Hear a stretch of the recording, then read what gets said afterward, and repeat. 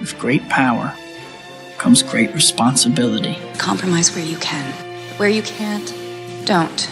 Even if everyone is telling you that something wrong is something right. Even if the whole world is telling you to move. It is your duty to plant yourself like a tree, look them in the eye and say no. You move. Never step onto the battlefield of ideas unprepared. Before you enter the fray, you need a plan. And there's no better place to get one than right here on Tactics with host Caleb Colquitt. The Situation Room goes live now on News Radio 1440.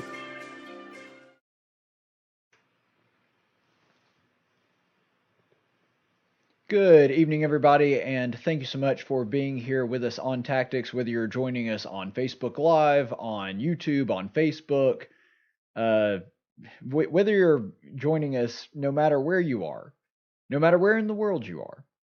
We are thankful that you've chosen to make us a part of our day right here on Tactics, where speech isn't violence, tolerance isn't love, and disagreement isn't hate. As always, I'm your host, Caleb Colquitt, and there was a lot of local news to get to that we're going to be covering today. And really, this kind of goes beyond just the state of Alabama. We're going to be talking a lot about things that affect us as a country as a whole, because there was an AL.com article that surfaced over the weekend that I found absolutely fascinating. And like a lot of things, there is good and bad.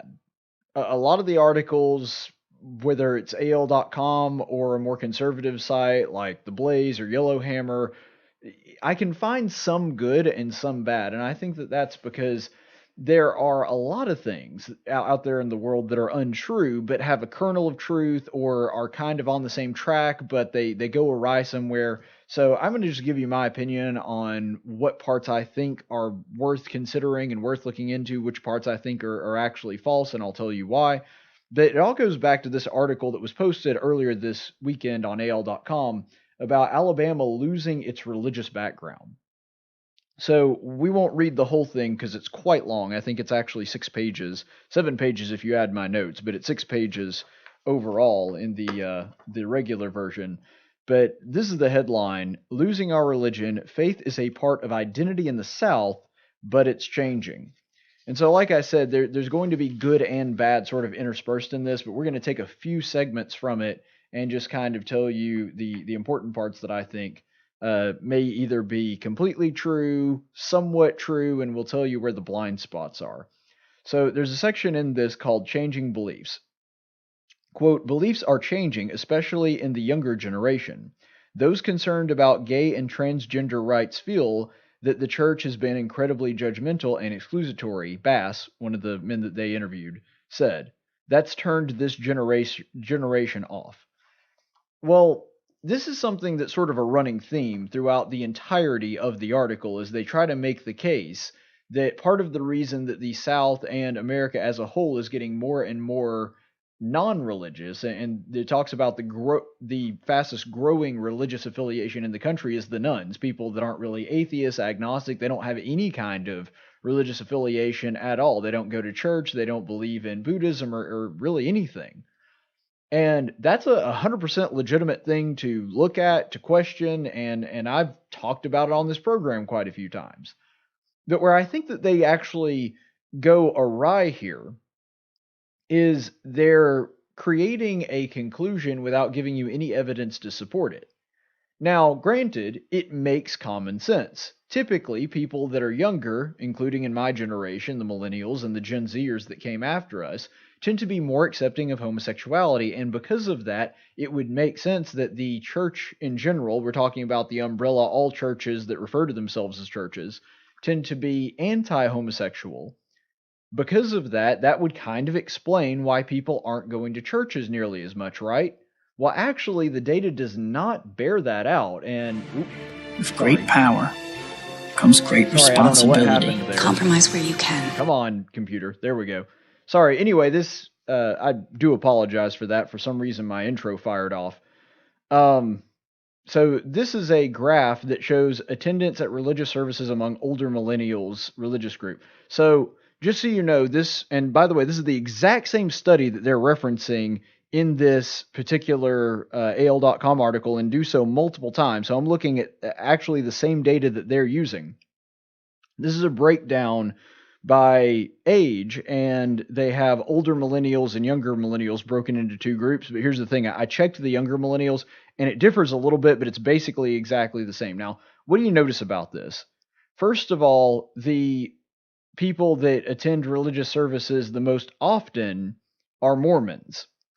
And then in second place is evangelical Protestants, followed by historically black Protestant, followed by Catholic, then mainline Protestant, and then unaffiliated.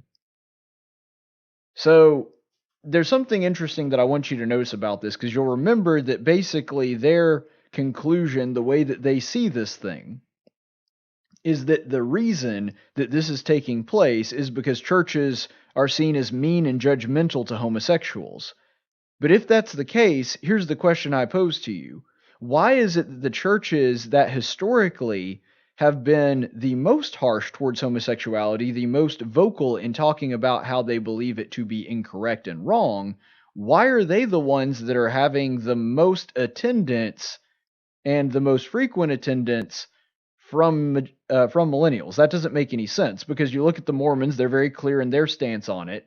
You look at evangelical Protestants, that would be the one that would probably be second most vocal in their disapproval of homosexuality. Historically black Protestant, that follows suit. Catholics are a little bit more open to it. The Catholic Church official stance isn't, but Catholics as a whole tend to be more accepting of it. And then mainline Protestant, they're by far the most accepting of it. Those are the ones that actually, there are several churches in what are called the mainline Protestant lines that actually have gay clerics, gay people openly accepted in the church. So they're the ones that are suffering the most, people just not attending very often when it comes to millennials, which kind of flies in the face of that whole narrative. It doesn't make a whole lot of sense if your premise, if your rationale for why this is happening, for why millennials are not attending church, is, well, it's because they're mean to, it's mean and they're mean and judgmental towards gay people. I'm sorry, the data doesn't back you up on that. If that were true, then the mainline Protestants, the ones that most frequently, the ones that most often are the ones that are accepting of homosexuals, you would think that they would be the ones that are excelling, but the exact opposite takes place. The denominations that tend to be more vocal about their disapproval of homosexuality seem to be the ones that are actually getting higher church attendance amongst millennials. So it really doesn't comport with the data. And if you look at this, because I have a second graphic here, this is just church attendance in general and broken down by generations. So you'll notice that the at least once a week, which is the most frequent one, you'll notice that there's not very many of any of those. And then, of course, that portion gets a lot bigger when you get into once a month, a couple times a year, seldom or never. But what I want you to notice about that is that the ones that tend to not attend church the most often, in the seldom or never, it's still millennials, but not by a very wide margin. If you add that 15 and 18 together, that gives you 33%. Okay, that's only 4% more than the baby boomers and 5% more than Generation X. You look at once or twice a year, 16, that's 32.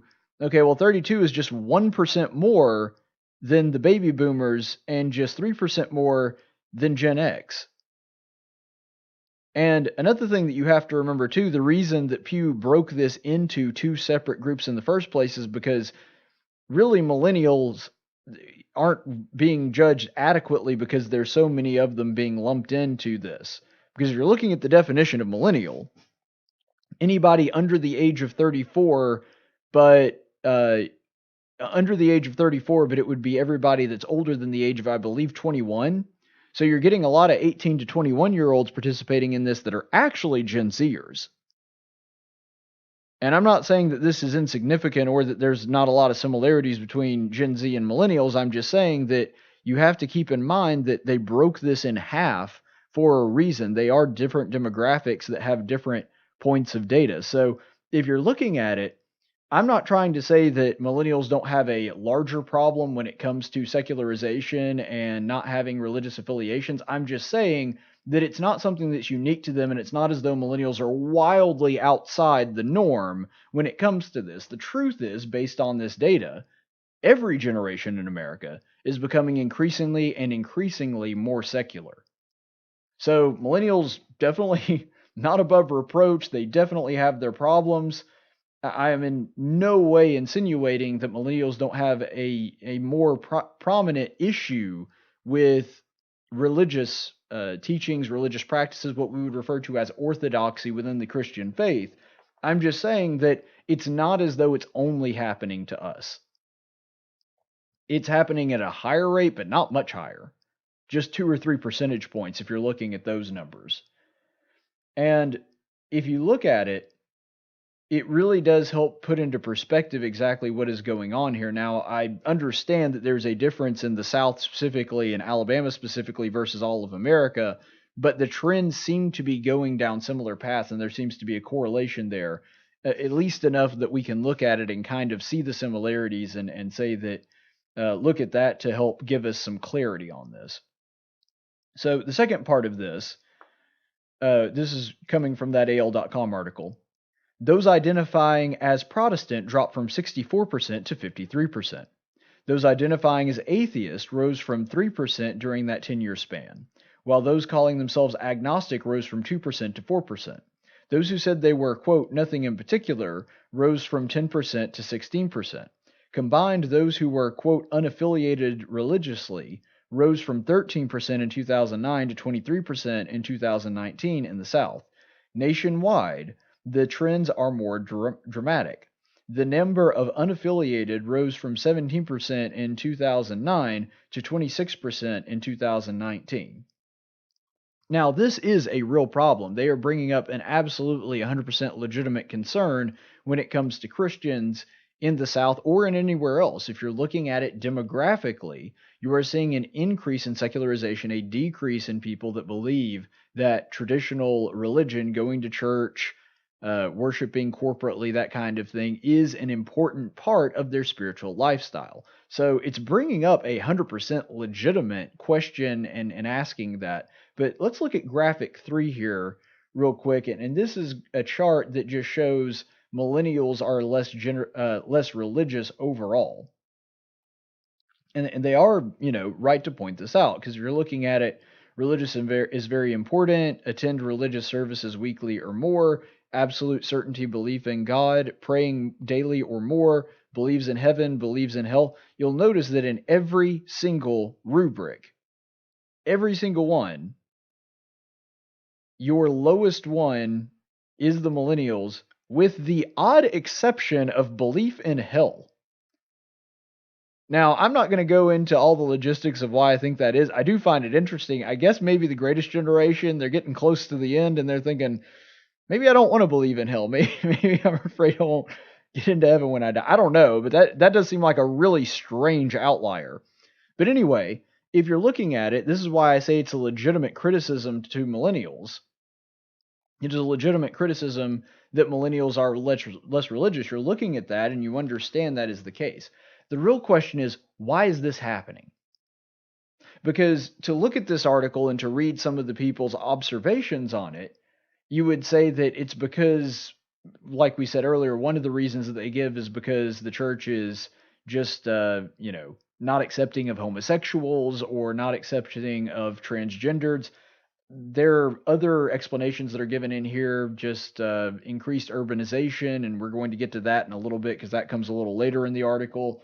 There's a lot of cultural things that have shifted that have made a difference in church attendance in the South. But I think it's important to ask us why this is happening. Because I think what's actually going on here with millennials and with the population as a whole is the exact opposite of what they're suggesting. You see, I think what's going on here is that many churches have tried to adjust, have tried to be more accepting of people that are trans or homosexual, have tried to be more open when it comes to things like when you come to church, trying to be more accommodating in that sense, being much less traditional than they have been in the past. Things like lights and not just instrumental music, because that's been around for, a few hundred years now. Not just instrumental music specifically, but instrumental music that's more like popular music, whether you're talking about rock, pop, country, whatever it is, incorporating a lot less traditional aspects of worship and trying to draw people in with sort of the dog and pony show of worship. And people are, coming to that to a degree, but they're not staying. And that's the difference. I think what has happened is a lot of churches have sacrificed the truth of God's word and have done so in favor of a lights and spectacle show. And people are starting to figure out that it's empty. People are looking at it and seeing what's there, and yes, they are distracted by the shiny object for a while, but not unlike the parable of the seeds, they don't have a lot of root. They don't have anywhere to dig into that soil and have the Word of God nourish them, because all they're getting is a rock concert. Well, if you want a rock concert, go see Styx, go see REO Speedwagon, go see the Eagles. Well, what's left of the Eagles. Go see the Stones. If you want to be entertained, we are freaking flooded with entertainment. I mean, you just look at society and the way that it is right now. For the price of a smart TV, which you can get a decent sized, nice smart TV for $300-$400. I mean, that's a top of the line one. It's not going to be quite 80 inches like we've got now. But if you want a nice 40 to 45 inch smart TV, you can get one for $300-$400, especially if you're going to go shopping on Black Friday. And then you get like a Netflix subscription, a Disney Plus subscription, a Hulu subscription. You will have more entertainment than you could ever possibly watch in your life, spanning all genres. That's the world that we live in now. We are saturated to death with entertainment. A church cannot draw people in using entertainment the way that it used to. I think that they can to a degree, and I think that they can bring in new followers, but I think that turnover rate's going to be very high, because eventually people are going to figure out that there's nothing deep there. There's nothing that's going to nourish them spiritually. And if they're just going there to be entertained, they can do that on their couch watching Netflix. I mean, that's a possibility. Well, maybe not so much watching Netflix anymore, because let's be honest, quality's gone down a little bit. But, Disney Plus or whatever streaming service that they want, there is no shortage of entertainment. And when the church has decided, we got to get people in, we got to get our numbers up, what are we going to do? They opted to go for more entertainment, things that draw people in, but they don't stay. That's the reason people are seeing it as less important. The reason people are only going maybe once a month, maybe once every other month. That's why that's happening. The churches aren't offering what people need right now. And especially when it comes to millennials, and I talk to a lot of millennials, I get that this is mostly anecdotal evidence, but there is some data that backs this up that I just showed you. The biggest problem that I've been able to talk to when it comes to millennials, and I've spoken to a lot of them, I work with a lot of them. The biggest problem is everything is empty and meaningless. They feel like they're not making a difference. They feel as though their religious experiences aren't making a difference, and they want to have something in this world that means something. They are dying, starving for something that is real and true, because they've lived in a sea of ambiguity their entire life that has been telling them over and over again, oh, it's all relative, it doesn't matter, there is no right or wrong. A human can't live that way for very long. And if you want to know why we have things like suicides, homicides, the reason that millennials are starving for this thing is we have a dearth of meaning and purpose. And if you want to get around that, stop trying to entertain them to death at church. Give them something they can actually use. They need spiritual food just like everybody else. And you're starving them from that. To further illustrate my point, I'm going to go ahead and look at this. This next segment. Exceptions to decline. While mainline Protestant denominations such as United Methodists, Presbyterians, and Episcopalians have suffered drastic losses in membership, by the way, the ones that are more friendly to things like homosexuality, so they're kind of making my point for me without realizing it. A decline in number of millions nationwide over decades and thousands per year in Alabama, some segments have shown growth. Most notably in Alabama is an evangelical megachurch, the Church of the Highlands. Founded in 2001, it quickly grew into the largest church in the state. It has 18 branches and reported an average of 48,000 worshipers weekly statewide, according to its 2018 annual report. This includes 3,600 a week at the new Huntsville West campus and 2,000 at the new Fultondale campus. New branches keep opening, meetings on Sunday in schools, and they grow new campuses that are built. Some critics of the Church of the Highlands say it is stealing sheep from established denominations by offering high-energy worship services that are like Christian rock concerts, with uplifting lifestyle sermons delivered by a charismatic pastor who caters to youth. Others say it's providing a roadmap for future faith. And this is a quote from a young lady. I love it because as an introvert, I don't have to make lots of small talk with people if I don't want to, said Laura Harrison, 28, who worships at the McCalla branch of the Church of the Highlands. I've attended small churches before, and it always felt kind of like we were forced to socialize. At Church of the Highlands, I don't have to worry about that. At the same time, you can join small groups to meet people in comfortable settings with a handful of people. All right, so this is dangerous territory for me. So I'm just going to give a little disclaimer here. I know some very good people from Church of the Highlands. I don't know a whole lot about them, but I'm thinking of two people in particular, and I'm not going to name them because I don't want them to get the wrong idea here. But one of them has been affiliated with the show for a long time. He's been a guest on my program. Really good guy, somebody that I have a lot of respect for, and I have a lot of respect for his faith. And the other one, I don't know as much about his faith, but suffice it to say, if I said his name, you would recognize it because he's kind of a minor local celebrity. And he's somebody that is affiliated with the radio station, and I'll just leave it at that. Good folks. I like both of them a lot. I have a lot of respect for them.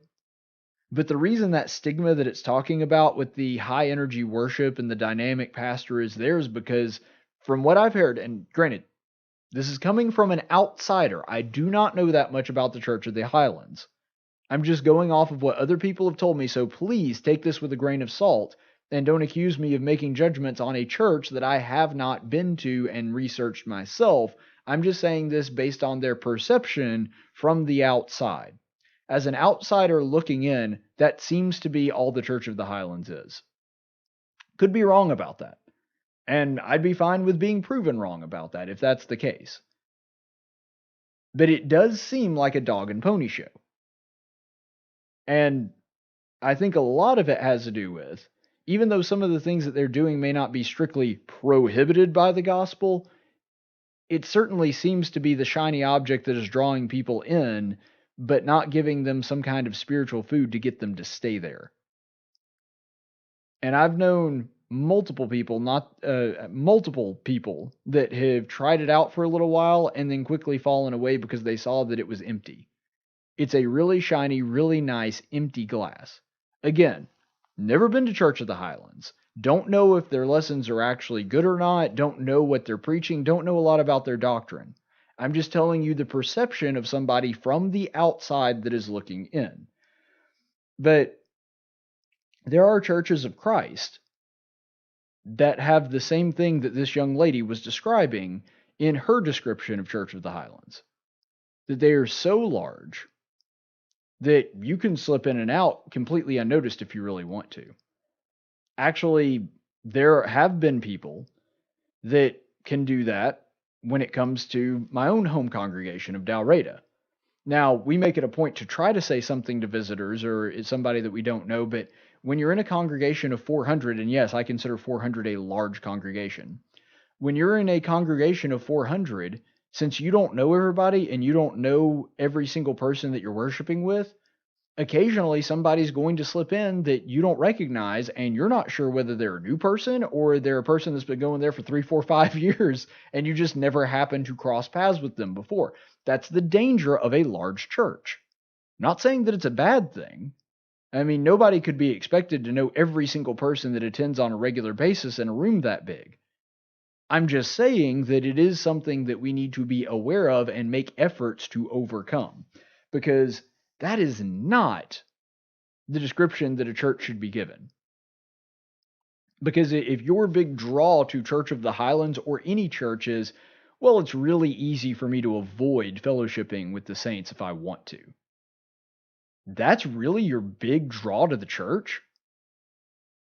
Because keep in mind, fellowship is not an optional thing in God's kingdom.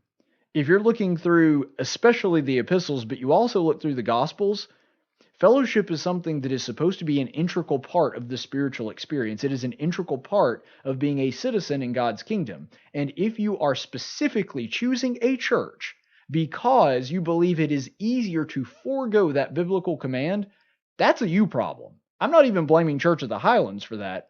I'm saying that is a spiritual problem within yourself. If you have no desire to fellowship with other Christians, that is a spiritual sickness, and you don't really understand what the kingdom of heaven is supposed to be. I'm sorry, but, and I would say this to this young lady if she had said it to me directly, that is not what the kingdom of God is meant to be. We're supposed to fellowship with one another, to bear one another's burdens. I mean, virtually the entire second half of the book of Ephesians does nothing but go over that particular subject. That's essentially the entirety of that book. And to hear somebody say that the main reason that I like this church is because it's real easy to slip in and out and I can avoid fellowship if I want to, if someone had said that about my church, I'd be devastated. That was the reason that they liked my church. And what I've really found interesting about this is that studies have actually shown the exact opposite from most millennials. Now, I understand that this particular millennial, Miss Harrison, that she seems to think that this is the thing that she likes about Church of the Highlands. And I think she's being honest. I have no reason to believe that she isn't. But my point in all of this is an atypical thing for millennials. If you look at this study that was done by Barna Group, if you look at this study real quick. So this was a survey done specifically of millennials, and it was choose the image that feels most like what the church ought to be in the world. And an overwhelming majority, almost half, said that it was a Bible study. Now, it's an in-house Bible study with a few people, but the point is, it emphasizes both community and it emphasizes the scholarship of the church. Now, the other images, I think, they do showcase something that a church should be. Obviously, the hospital, that's the aspect of the church, people that are ill coming to get better through the church. The watering of the flower, that's actually a biblical metaphor where it talks about the church watering the flower of the seed of the gospel that's been planted. Working out, sort of keeping yourself spiritually and mentally sharp. I understand that could be something that is an apt metaphor for the church, but the one that primarily most millennials wanted to identify with was that image that you're seeing right there of a Bible study, which gives me hope personally. I mean, you're looking at it, they're saying, well, a church is a place where people ought to get together and study God's word and increase in their fellowship. Well, yeah, that's exactly what the church is supposed to be. That's arguably the most complete idea of what the church is supposed to be. The body of Christ, the family of believers that worship Jesus and seek to learn more about him and to make themselves more like him through fellowship with one another. Well, yeah, I mean, that's a pretty good summary of what church is supposed to be like. I wouldn't say that it's all inclusive or exhaustive, but it's certainly, you're going down the right track. But that shows that that's the exact opposite of what is usually the case when it comes to millennials. See, what they're really wanting is that sense of community and belonging.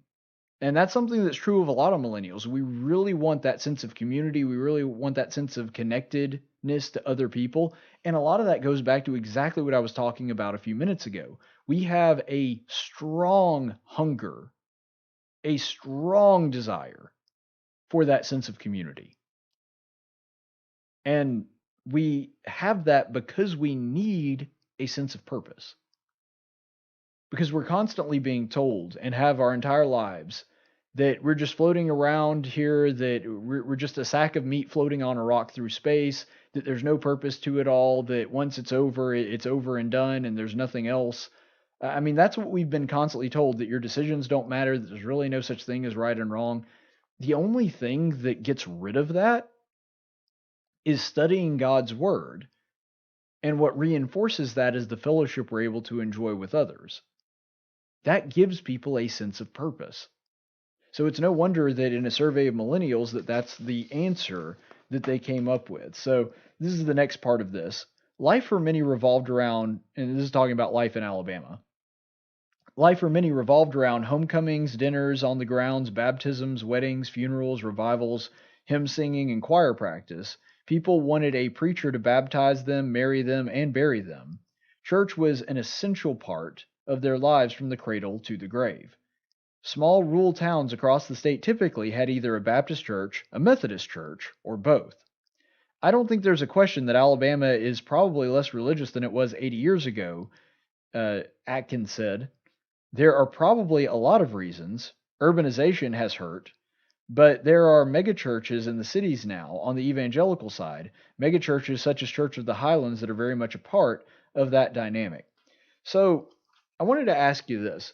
Why does urbanization play such a large role in this? Why would urbanization, in other words, the state looking more city than country than it used to, why would that contribute to the lack of religion amongst its people? Ask yourself that question. Why is that? It really does go back to the idea that people in urban environments are less religious. And I think a lot of that has to do with they are less dependent on God in an obvious way, because obviously if you believe in the scripture, everybody's dependent on God. Every single breath that we take in is a gift from the Father. But if you're living in a city, you don't see him working in your life every single day the way that you do in the country, because if you're a farmer living out in rural Alabama and you have to grow everything that you eat, or at least most of the things that you eat, and the things that you grow, or the things that you eat that you didn't grow, you bought from selling the things that you did grow, you're pretty dependent on God at that point. Thomas Jefferson actually made mention of this. He said that the occupation that is closest to God is the farmer's because it's the one that most depends on him. And he goes on to say that as long as we are an agrarian society, we will continue to be a godly society, which is a bit of a stretch because there are tons of agrarian societies in the past that weren't really godly societies. But so I think Jefferson kind of misses the mark, but he's not completely off here. You see, when it comes to this, when you have things like industrialization and you're going to the grocery market as opposed to going out in the field and growing food yourself, you're a lot less dependent on God, at least not in that obvious way, because when you're out there praying for rain and God answers your prayer, and you give thanks to, I mean, that does strengthen your reliance on God in a lot of ways. That doesn't happen so much in an industrialized society. And keep in mind, I'm a big C capitalist. I'm in favor of industrialization. I'm just saying that there are spiritual pitfalls and dangers associated with a urbanization community. As people get more and more urbanized, and even the suburbs look more and more like cities, because, I mean, let's be honest, guys. You know that I'm from the Millbrook-Prattville area. Cobbsford Road looks like East Boulevard. There was a time where you could drive down Cobbsford Road and you saw nothing but fields. I mean, there was barely a freaking street light. And that's in my lifetime, and I'm only 30. And over the span of my living there, now you've got virtually everything that you can get in Montgomery, you can get on Prattville, specifically on Cobbsford Road. And because of that increased urbanization, people are less and less dependent on God. They become more secularized. They become more commercially motivated. They become more of a consumer culture. And that really does have a detrimental effect on our spirituality. If you look over and over again in the Old Testament, what normally happened is that Israel was in trouble. They cried out to God. God came to their rescue. They thanked God and were grateful for his help. And then, about a decade or two later, they start kind of falling off the wagon, kind of forgetting why they were the way that they were. They start getting prosperous. They get very fat and happy, and they forget to give the thanks to God. And then God has to thump them again. I know that that's a vast and gross oversimplification of the Old Testament, but let's be honest, that's not a terrible characterization of what happened over and over again, especially in the time of the major and minor prophets, and to a lesser degree earlier in the Old Testament. We're kind of the same way.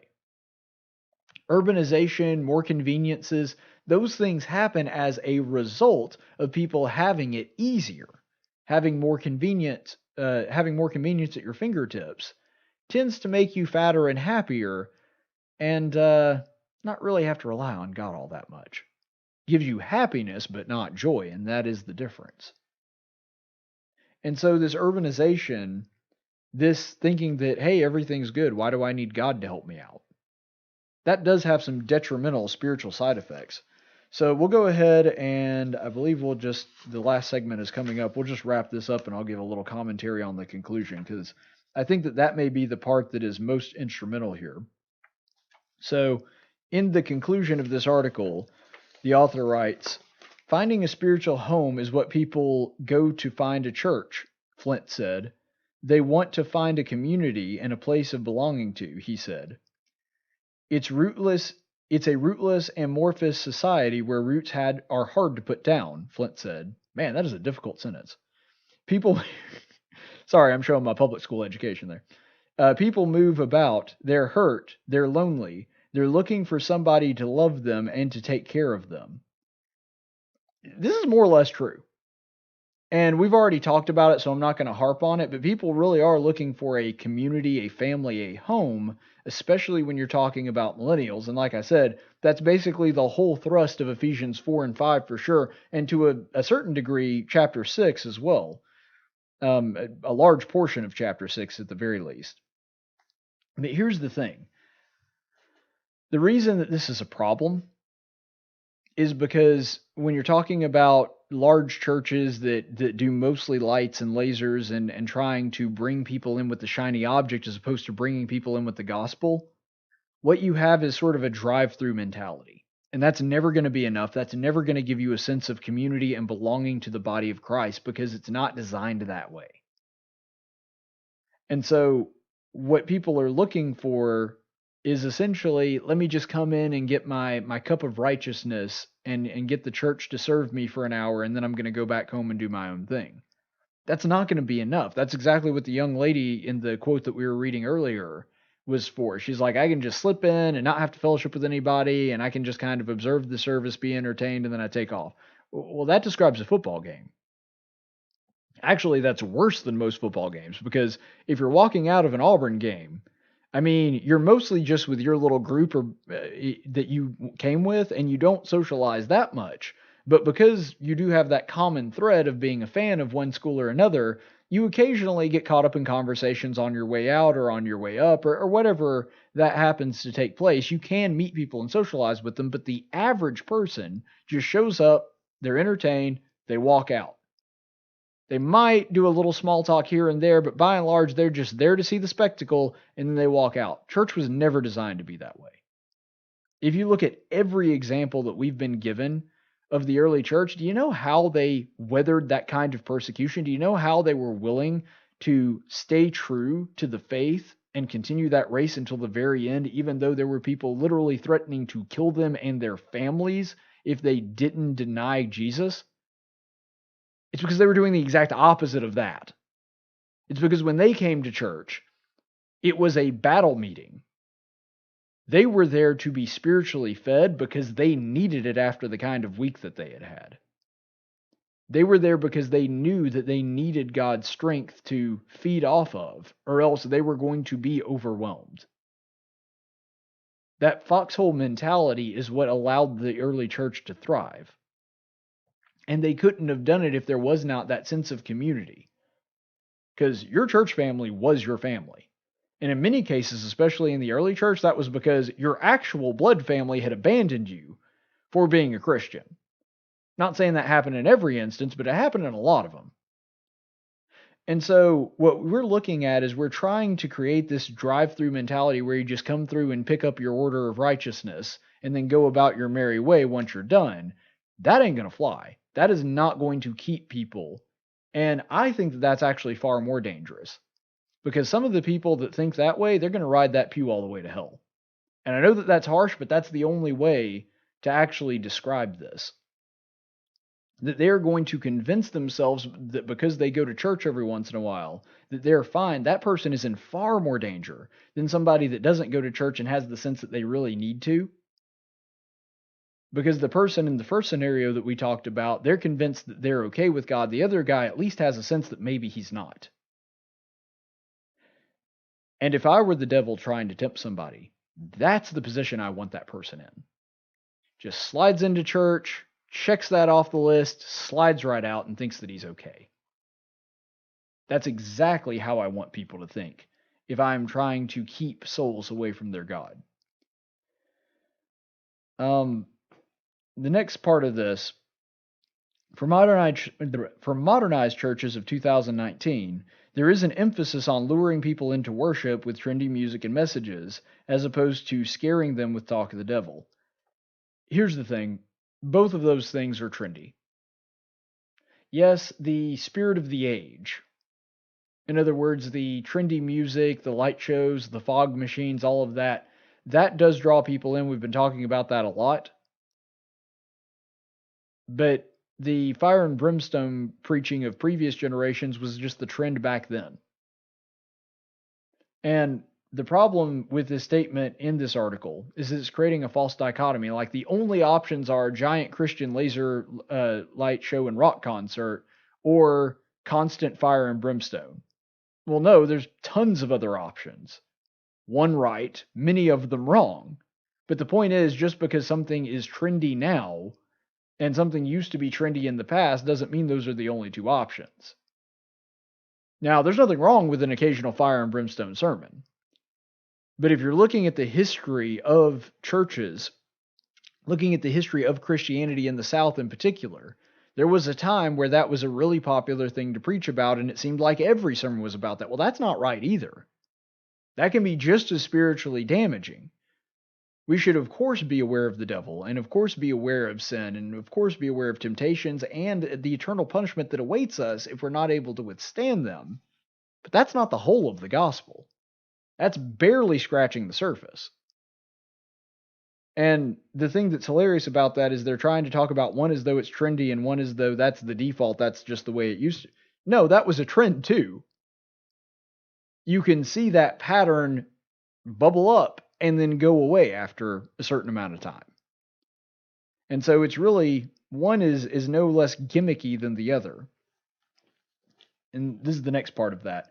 Quote, practice and ritual and doctrine are not important to millennials, Flint said. It's a sense of community, of belonging, someplace where you're moving from here to there. If you're lonely, there's no better way to find a sense of community than through a church. Church of the Highlands emphasizes serve days, volunteer efforts to focus on helping the community. Quote, ministry is important to a sense of community, Flint said. Yeah, from what I've seen, and granted, this is going off of my own experience. I get that this is anecdotal evidence, so I fully acknowledge that. But from what I've seen, millennials are actually far more about ritual and practice than a lot of our older counterparts. I know that this seems counter to the narrative that you're often seeing out there, but just based on the ones that I've seen and the ones that I've talked to, they take that very seriously. Now, don't get me wrong, millennials are also really all about some service projects. We're the most charitable generation in, I think, 4 generations when it comes to time and money donated.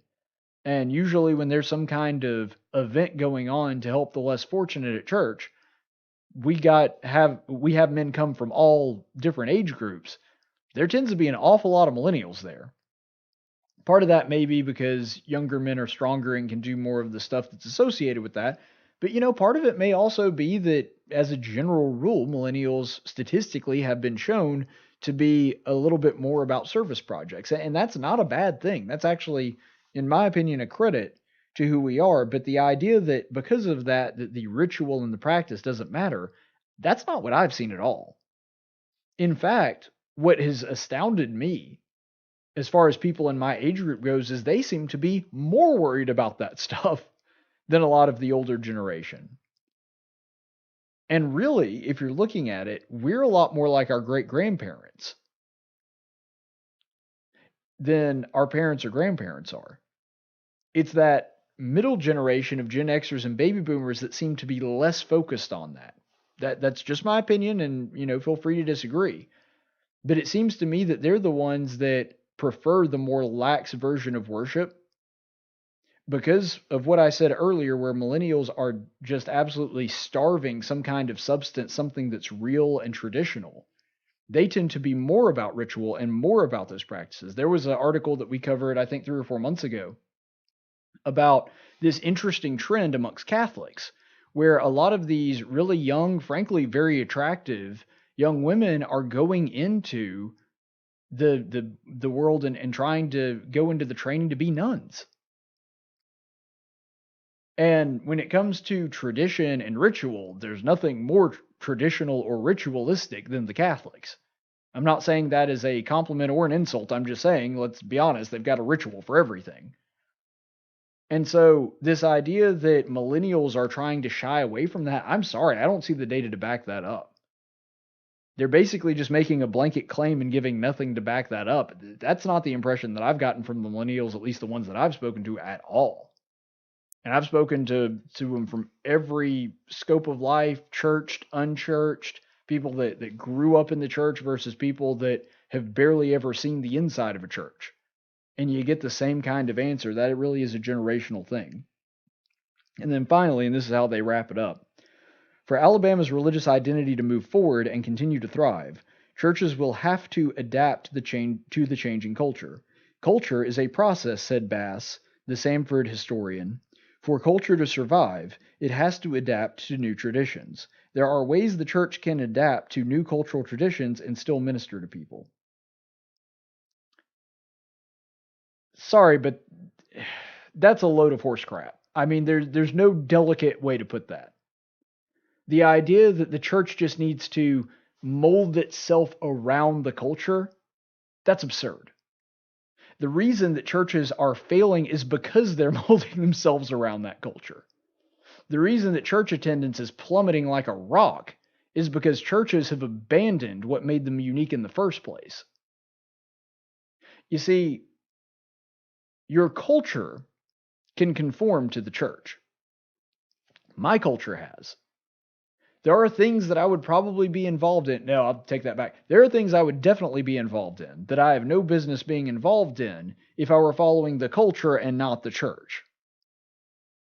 But there are also cultural things that I have been able to mold around my spiritual life. A great example is, for those of you that have been watching this program for any amount of time, you'll know that I really love video games and movies. It's just one of my things. Well, I really like the ones that are story-based, and a lot of them have messages that can be applied to spiritual matters.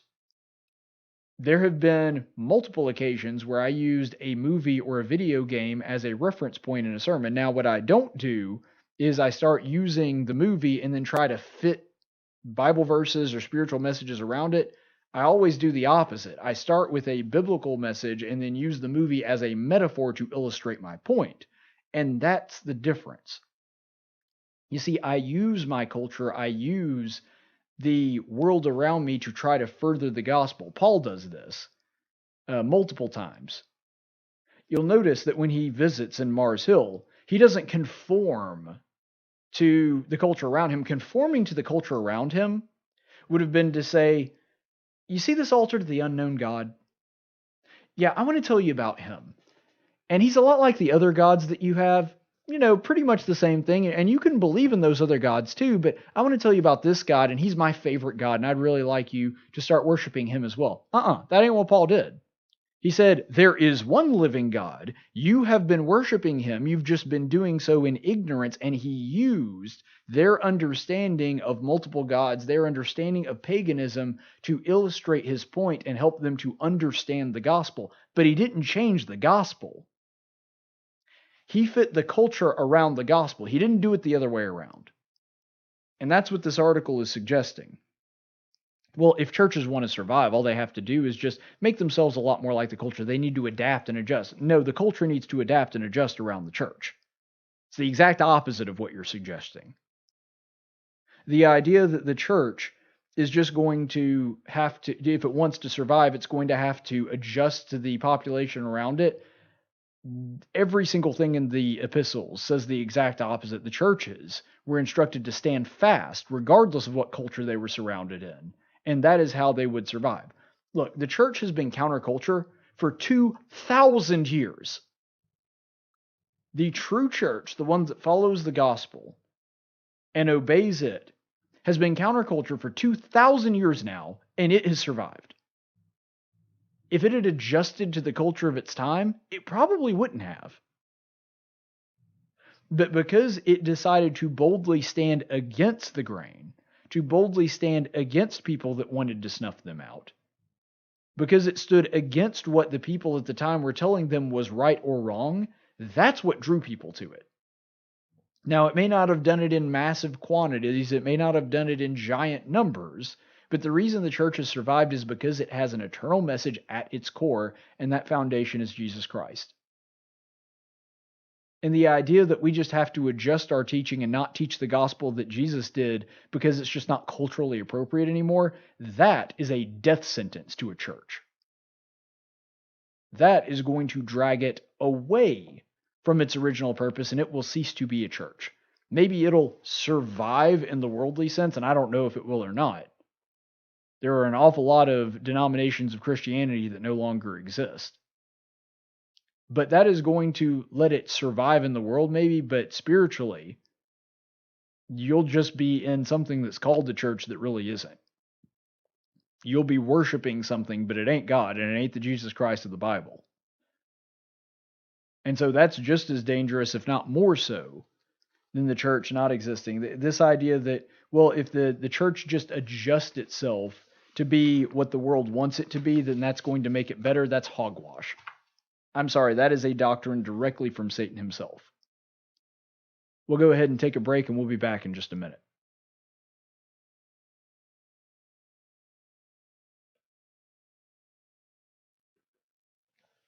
And now for a reading from the Social Justice Warrior Bible with Pastor Gregory Post.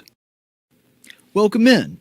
I'm Gregory Post, head pastor at the Eternal Living Word Trans-Denominational Community Church and Coffee House in Novato, California.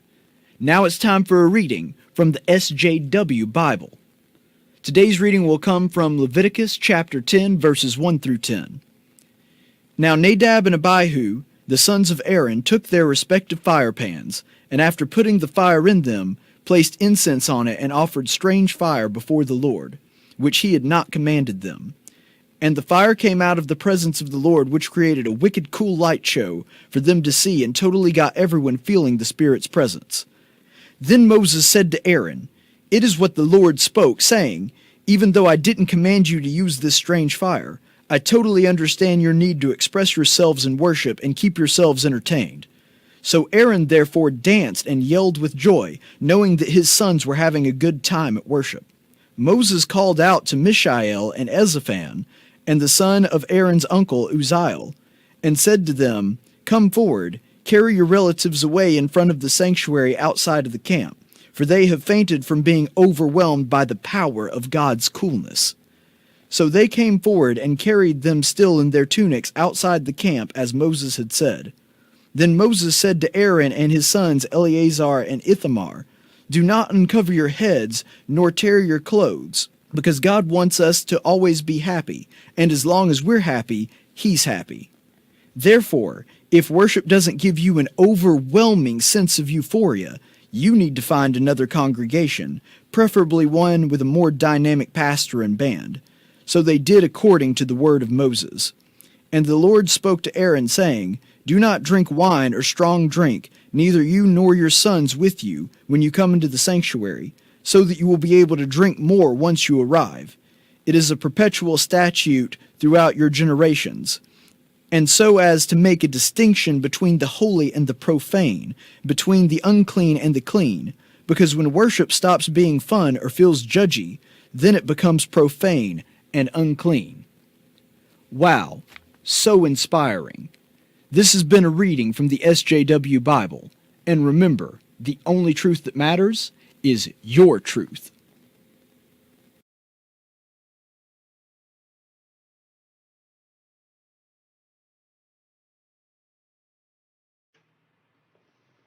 And welcome back, everybody. Thank you so much for being with us. Now, I did have a couple of big local crime stories that I wanted to go over because I know we're quickly running out of time, but these are important and very much breaking. So I wanted to go ahead and let you know what's going on with those. First of all, this afternoon, there were remains found on exit 22, which is the shorter exit right there around where Victory Lane is, and on Macon County Road 2.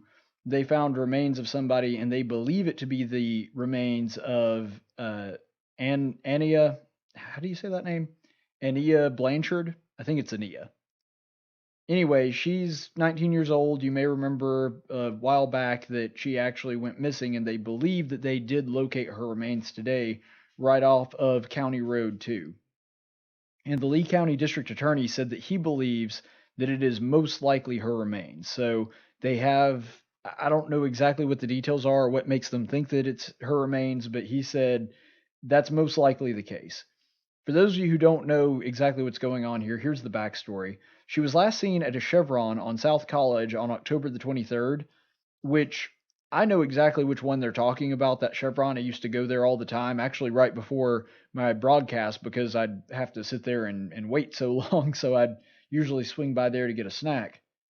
But that's what's going on there, and the next day after being spotted on that security camera in that Chevron, she was reported missing. So, I mean, this is one that hits incredibly close to home for me. I know all the locations that they're talking about. I've been to that Chevron. Of course, most of us have at some point been to that interstate exit if you ever go between Auburn and Montgomery.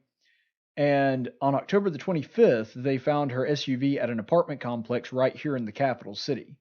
And evidence inside that SUV suggests that there had been foul play at some point. So this is one of the reasons that they were so concerned about this, and the reason that this story started gaining a lot of momentum is because it would be one thing if it were something that were suspected of suicide, or that she just went missing and it was some kind of, mental illness or something like that. But that's not the case. They suspect that there was a kidnapping involved. And because of this, Abraham Yazid of Montgomery was arrested in Pensacola a few weeks ago under suspicion of being her kidnapper. And then a second man named Antoine Squirmy Fisher, I don't know why his name's Squirmy, but that's apparently his alias, was charged with assisting in the kidnapping, transportation, and destruction of evidence. So these two guys are currently in custody, which is good if they did it. And we will probably find out more information on the body a little bit later in the week, maybe even tomorrow. But the Lee County DA has suggested that it is probably the case that these two were the guys, that they're pretty certain about that. And they're also pretty certain that these are the remains that they found. So I don't know how they got that tip. I don't know if someone just happened to cross it. But either way, they believe that they have found the remains, which is a really sad end to that story. I know that they were hoping to find her alive, but it doesn't seem that that's going to be the case. And then we have another local story, the shooting of Sheriff Big John Williams of Lowndes County.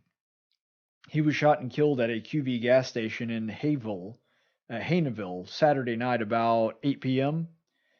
So after a 4-hour manhunt, the suspected shooter, which, I mean, he's confessing, so we can pretty realistically say that he's most likely the shooter.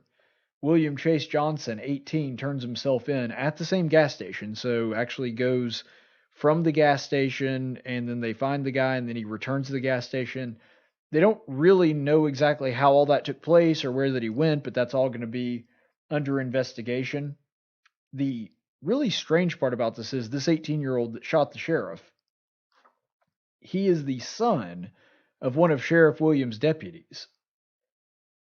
It's really strange.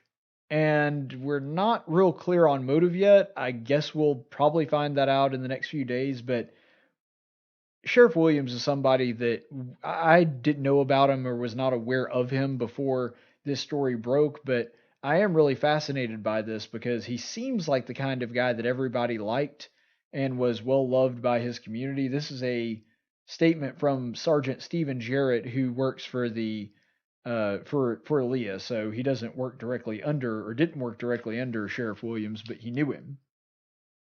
He says, "It's always hard to see a fellow law enforcement officer lose his life, especially in this manner. Just something so silly. But Big John Williams was known by people all through the state and probably neighboring states. He was just a great guy. He worked 24/7. He was always willing to help. The citizens here loved him. It just couldn't have happened to a nicer person or a better law enforcement officer." And that seems to be pretty along the same lines as everybody else and what they've said about him. He was a Marine, well loved by his colleagues. People in his community praised him. He won his elections by a wide margin. And this is another statement that was put out by the Attorney General's office, Steve Marshall.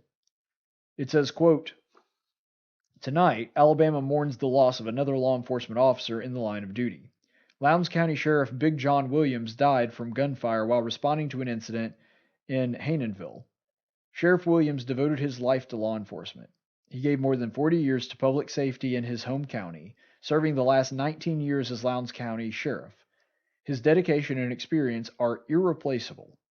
Sheriff Williams was the fifth line of duty death of an Alabama law enforcement officer to gunfire this year, and the sixth to lose his life overall in the last 11 months.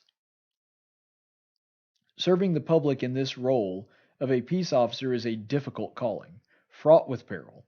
Yet thankfully, many Alabama men and women choose to answer the call, oftentimes putting their own lives in danger to protect us. It simply cannot be said enough that we owe these heroes our gratitude and our support. I know all Alabamians join me in passing along our condolences and prayers to Sheriff Williams' family and the Lowndes County Sheriff's Office." You know, I think that around this time of Thanksgiving, it's really, really important for us to be thankful not only for our material blessings, but also the people in our lives, and sometimes people we may not even know. People like Sheriff Williams that protect us on a daily basis from dangers that we're not even sure how they're protecting us. Now, obviously, in some ways, if we call a police officer and they come and help us out of a situation where we're in danger, it's obvious then. But whether it's our first responders as police officers, firefighters, paramedics, they all are willing to give up time with their families, time with their loved ones to help us out on Thanksgiving, and I am incredibly grateful for all of them. In many of their cases, their service is heroic and self-sacrificing. And I am grateful for them. And when it comes to Thanksgiving, it makes me think of one other thing. You see, a couple years ago, I lost my great-grandmother, literally just a few days before Thanksgiving. I want to say it was no more than about 2 weeks. But I don't remember what day Thanksgiving was on that year. But I do remember that year it was incredibly difficult on me and my family, because she had been the matriarch of our family for, decades at that point. She was just so instrumental to my family and meant so much to us. It was really hard, that first Thanksgiving and that first Christmas after she passed. Especially because it was also fresh on our mind, and also because every year we had gone over to her house for those events to celebrate. She was always the one that hosted it. The woman had about 30 grandkids, and she bought Christmas presents for every single one of them. She didn't have a lot, but she was a person that was very generous with what she had. And losing her around that time was incredibly difficult. And what I'm thinking about now is the Blanchard family, who recently lost a 19-year-old daughter. And they're going to have to go through this holiday season without her. And that is not going to be an easy thing. And the family of Big John Williams having to go throughout their Thanksgiving holiday and their Christmas holiday without a father, without somebody who I'm guessing was either the patriarch of the family or somebody that was very instrumental in the family.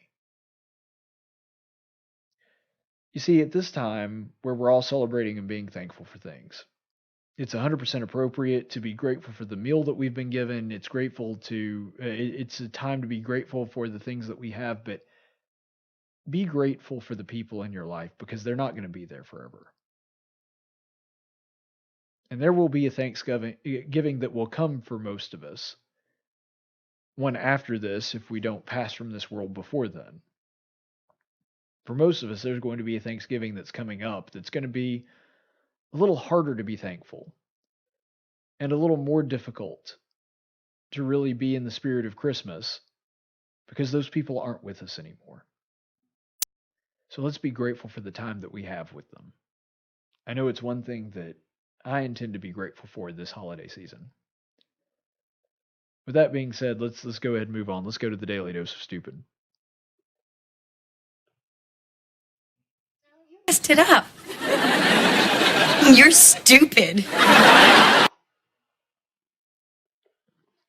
And today's Daily Dose of Stupid. I know with the segment we just had, it doesn't seem to make a whole lot of difference, and that's fine. But a lot of you know that I'm a football fan, and this next story is all about football, not Auburn football, which you may be sitting there thinking, well, Caleb doing a story that's not on Auburn football, why does it matter to him? Well, this actually is pretty good. The Harvard-Yale game was delayed when hundreds of climate protesters took the field to protest Harvard and Yale being, quote, complacent in the oil and natural gas and the climate change catastrophe. So here's a quote and a Twitter post containing a picture of the group that did this protest. They're called Divestment Harvard.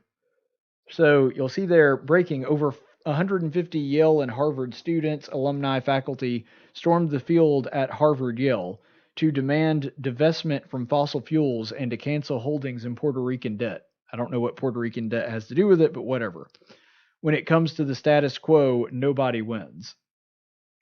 So they wound up keeping this thing delayed for a while before they were able to move everybody from the field and continue on in the game. Just from a political standpoint, even if you are 100% on board with the climate change thing, you believe that it's real, you believe that it's pressing, you're like AOC and think we only have 12 years before the Earth is a giant fireball and there's nothing we can do about it. Even if you're 100% on board with that idea, what makes no sense is doing this. And here's why. If you are trying to curry people to your cause and to get them to take climate change more seriously, interrupting a football game, specifically one that they paid for, if you're talking about the fans in the stands there, is one of the dumbest things that you can do. It's exactly the same thing as when people like this block roadways. You remember back when the Black Lives Matter thing was huge, it was a very popular thing to block roadways. That's one of the dumbest things you can do because now they don't care about your cause and they think you're a jerk. There's nothing that you could do to make people less likely to be ingratiated to your cause than to tick them off while you're doing it. For example, if we were to reverse this, you guys know how pro-life I am. It would make no sense for me to protest abortion by doing so at a Broadway musical and interrupting it. Because there are people there that have paid for the show. They're not there to see that. All that's going to do is make me look like a jerk. And when you're doing it at a Broadway musical, let's say it was a Broadway musical that featured a lesbian couple and was about how evil Christianity is. Like, I'm not going to win any friends at that thing. And specifically because it's a crowd that is less likely to have a favorable view of my cause, and I would say that that's probably true at most football games or sporting events in general when it comes to the climate change thing. Not all, but, a majority. If I tried to do that at said Broadway musical, those people already probably don't like my cause. All that's going to do is make them like my cause less. So even if you agree with the climate change thing, this was a politically very stupid move to do. Now, here's what I would suggest happens. First of all, it mentioned in that post, and I have no reason to believe that they're lying about that there was faculty involved in that protest. Anybody that is a faculty of either school that was doing that protest, automatically fired. No regard whatsoever for tenure, no regard whatsoever. If you do that, fired right then and there. Don't even bother coming back on Monday, have your office cleaned out, and don't let the door hit you on the way out. When it comes to this particular protest, not only are you breaking several laws, which is grounds for termination, pretty much no matter where you are, but you're also interrupting an actual school function. Now, y'all know I'm about as pro-free speech as anybody you will ever meet. And if these same people have been doing exactly the same thing outside the stadium, not disturbing the ball game itself, I don't think there's a thing you can do. They have a right to protest. That's what they have a right to do. But you don't have a right to interrupt a football game to be the stage for your protest. See, that's the difference. This is state property that has been reserved at a specific time for a specific event. And there are people that have shown up and paid good money to be at that event, and you're also having to worry about the TV contracts with the school. And so anybody that works for this school that is involved in this protest, they ought to be gone. And I would say that regardless of what university it is, I would also say it regardless of what the event is. If it were a pro-life demonstration, sorry, you're gone. You don't have a right to interrupt a football game or a baseball game or any other school event. I would say it if it were a play or something. You don't have a right to interrupt an actual school function with a protest. That's completely beyond the pale. And all of the students that were involved in this, I would expel them immediately. You can't just interrupt a school event and expect to not have repercussions for that. But here's the thing. Is this entirely their fault? Because ultimately, you know where I stand on this. The decisions that we make and the consequences are ultimately ours. They made a conscious decision to do this when they should have had enough common sense to realize it was not only a bad idea, but it was also illegal and against school policy. But why is it that they felt as though they could get away with this without any repercussions? Why is it that they believed that this was an acceptable form of protest? I think that Harvard and Yale have been complicit in this.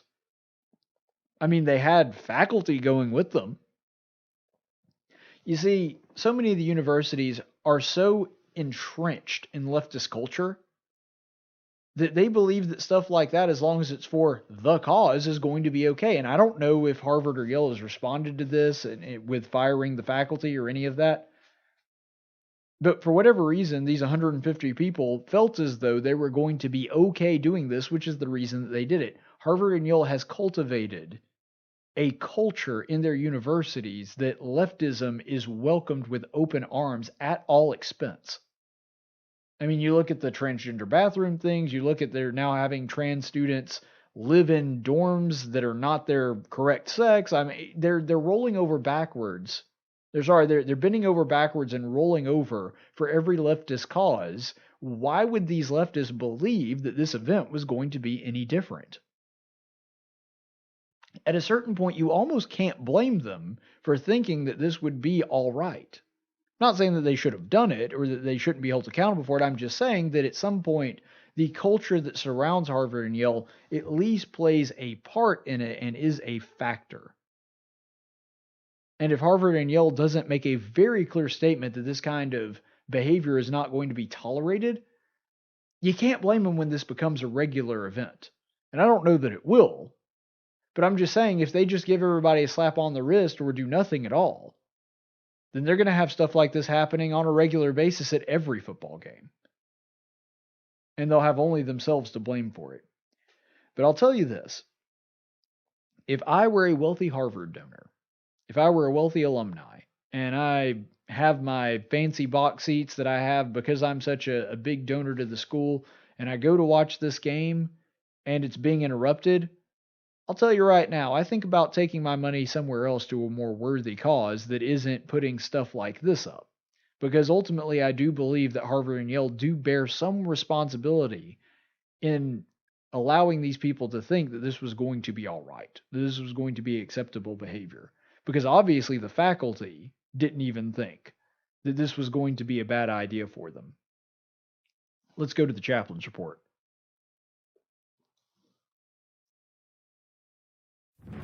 In 1775, the Continental Congress created the Chaplain Corps. Under the command of General George Washington, each soldier was required to attend worship service every Sunday.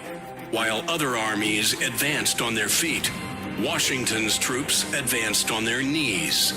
It's time for the Chaplain's Report with Caleb Colquitt on tactics. The chaplain's report today comes from the book of Isaiah. But before we get into the actual scripture, I wanted to give kind of a background on this to help you understand some of the terminology I'm going to use.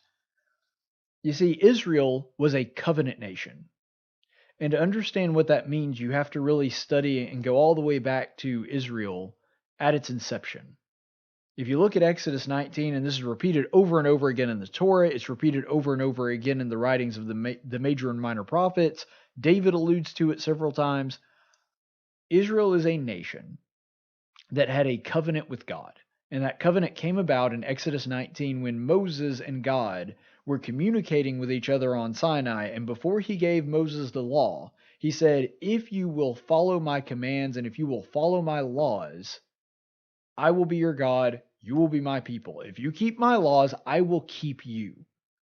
And that includes a range of things, including blessings from a material standpoint, blessings from a spiritual standpoint, being a peculiar people that is set aside from the rest of the world, that gets special treatment from God as a result of that. And that was all done, of course, we know with hindsight, to create the environment that was ready for the coming Christ. But even without all that knowledge, Israel understood that they had a covenant with God and that they needed to keep that covenant. Because here's the thing. If you look throughout the biblical narrative from beginning to end, there is something that is consistent about God all the way through. And that is, he never breaks a covenant. However, if you break the covenant, he is also not going to keep his end of the bargain. To my knowledge, and maybe somebody that is more biblically astute than I am can point this out, but I don't think they can. Is there ever an instance in the Bible where God makes a covenant with someone, and then they break that covenant, and God's just like, I'm going to do whatever I promised for him anyway? No. Every single time there is retribution that comes from a breach of God's covenant. And Israel was certainly no different. And that's really where our story starts here today. So let's look at the book of Isaiah 24, verses 3 through 6. The earth will be completely laid waste and completely despoiled, for the Lord has spoken this word. The earth mourns and withers, the world fades and withers. The exalted of the people of the earth shall fade away. The earth is also polluted by its inhabitants, for they transgressed laws, violated statutes, broke the everlasting covenant. Therefore, a curse devours the earth, and those who live in it are held guilty. Therefore, the inhabitants of the earth are burned, and few men are left. Now, that's pretty strong language. to the point that I don't know that you can get a lot more extreme than the earth is going to be laid waste and there are going to be very few people left. And what's the context of what Isaiah is talking about? He's saying, Israel, this is you, and you brought this on yourself because you broke God's covenant. That's what he's saying. He's saying because you refuse to keep God's covenant, to keep your end of the bargain with God, your land is going to be laid waste. Everything is going to be desolate. And what he's describing there, poverty, war, famine, earth, that part where he's talking about how the maid is going to be like the master and the servants are all going to be the same. What he's talking about is extreme poverty there. Because you'll notice that when people are prospering, there are certain people that are doing better than others, that you have a society that's somewhat stable. When you have extreme poverty, everybody's poor. Everybody's in the same state of misery. There's nobody to help you out because there's nobody that's doing better than you to help you out. You're all just kind of living at the same base level, which is kind of like socialism, but we won't get off into that right now. That's not really the point of this. But when they broke the covenant, the overall point of that, it says that the people even polluted the earth with sin. And because they polluted it, their covenant, they became the pollution themselves, and the earth was no longer going to bear it. When we make decisions that defy God's natural order, we are actively working in rebellion to God, and we cannot be surprised when we fall victim to the consequences of our own decisions. When we make those decisions, when we make a conscious decision to do evil, evil will come back to get us. And that's exactly what happened with Israel. They had broken their covenant with God. And the reason that this is important to us today is because on an individual level, all of us that have been buried with Christ in his blood, that have been with him, that have been made a new creature through baptism, all of us that have gone through that process have made a covenant with God. So on an individual level, and this is the reason that we're referred to as a royal priesthood, a nation of priests, as the church, we have made an individual covenant with God. And if we break that covenant, we are not going to reap the benefits that he promises those who are part of his kingdom. But on the broader sense, a lot of people don't realize that America is also a covenant nation. Let's look at Washington's first inaugural address, where he says, "Since we ought to be no less persuaded that the pompous smiles of heaven can never be expected on a nation that disregards the eternal rules of order and right, which heaven itself has ordained, and since the preservation of the sacred fire of liberty, the destiny of the Republican model of government, are justly considered as deeply, perhaps as finally staked, on the experiment entrusted into the hands of the American people." Now, what is Washington doing there? And keep in mind, this is directly after the prayer that he started his address with, where he asked for God's protection. So right after Washington prays for God's protection and his blessing, he says, "And you remember, America, that a nation has an obligation to be thankful to God and to realize that they cannot rise or fall without his blessing. That they cannot be a good nation that is entrusted with the sacred fire of liberty if they are not following his precepts and paying homage to him." You see, Washington was making a covenant that day. He was making a covenant with the Almighty. And he says that it's up to the American people to keep it. It is up to the American people to see if this freedom thing of not having a king, not having some kind of mob rule over you, that man living by himself and living, worshiping his God the way that he sees fit and not having the government mandate that to you, that American experiment, as he calls it, it's up to us to preserve it. It's up to us to see that through. And if we don't keep our end of the covenant, we will lose it. I realize that Washington's not Moses, and I realize it's not nearly as official because it's not in the Bible. But I believe that covenant still stands today. That agreement is still here because it's the natural order of things. That if we fall into debauchery and disarray, just like Israel did, then we will lose God's favor, just as Israel did. And so it's instrumental that we keep the promise that Washington made with God. Because if we don't, we will visit his wrath upon us. And as proof of this, have you ever noticed that our darkest hours were always at times where we weren't obeying God? Think about this. Every dark hour we've had in American history always happened as a result of a time where we weren't worshiping God the way we're supposed to, or we were doing something in contradiction to his will. Perfect example. When the country founded, we were doing very well. And part of the reason was we were working towards ending slavery. And then about 30 years after that, we started working in the opposite direction. And the Civil War, which is arguably one of the darkest times in our history, was a result of refusing to let go of slavery. Then you fast forward, one of the darkest hours that we had was in World War I, which happens directly after we tried to embrace socialism. We did something pretty similar in the lead up to World War II, and the exact same thing happened. We embraced nationalism. And that came back to bite us. You see, all the periods of great upheaval in America have come directly as a result of us refusing to do what God asked us to do. And I don't think that that's a coincidence. So let's always, always remember the covenant that George Washington made with God. And here's the main thing that you should take away from this.